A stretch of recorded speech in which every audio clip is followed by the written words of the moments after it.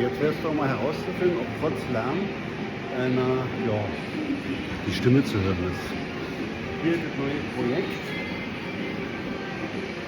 Ein A 140 W 168 und den habe ich wirklich günstig geschossen, so als Ersatzfahrzeug. Und dann dachte ich mir so, da ja meine Tochter im Januar den Führerschein macht, könnte man den ja fertig machen.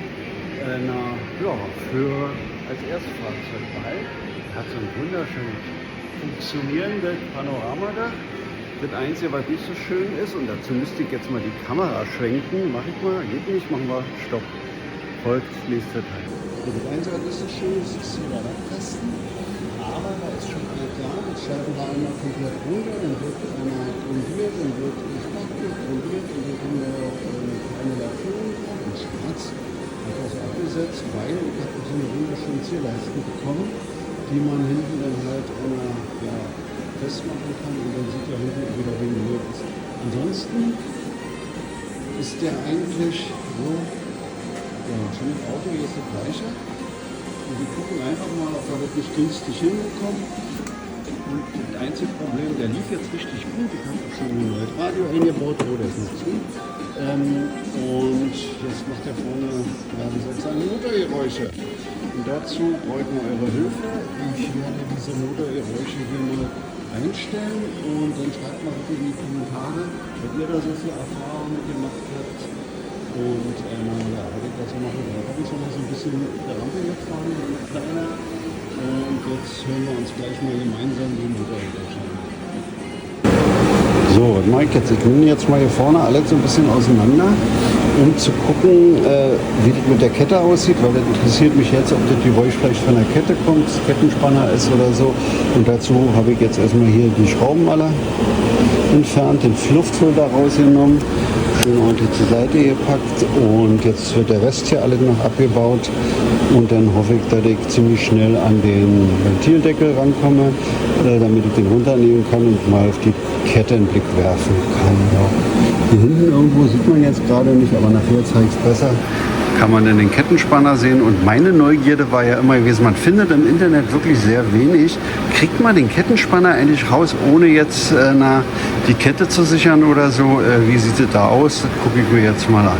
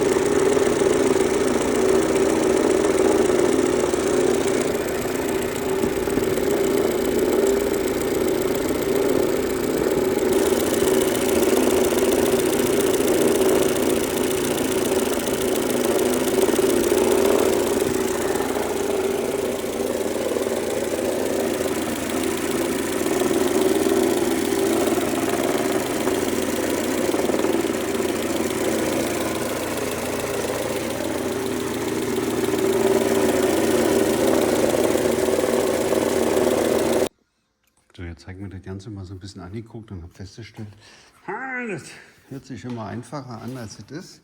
Also ich glaube, ich muss da ganz viel auseinandernehmen, um wirklich den Ventildeckel runterzukriegen. Und ich habe mir auch diese Buch bestellt, wie helfe ich mir selbst. Und ich glaube aber, ich baue das Ganze erstmal wieder zusammen und gucke erstmal, was ihr so schreibt, wie so eure Meinungen sind. Und vielleicht fahre ich ja doch nochmal bei Mercedes ran und lasst das nochmal genauer lokalisieren. Und ja, die Frage ist halt, ob sich das lohnt, das zu reparieren. Oder ja, ob man den dann doch zerlegt oder irgendwie an einen anderen Liebhaber verkauft. Das ist immer so eine Sache, ja. Mal schauen.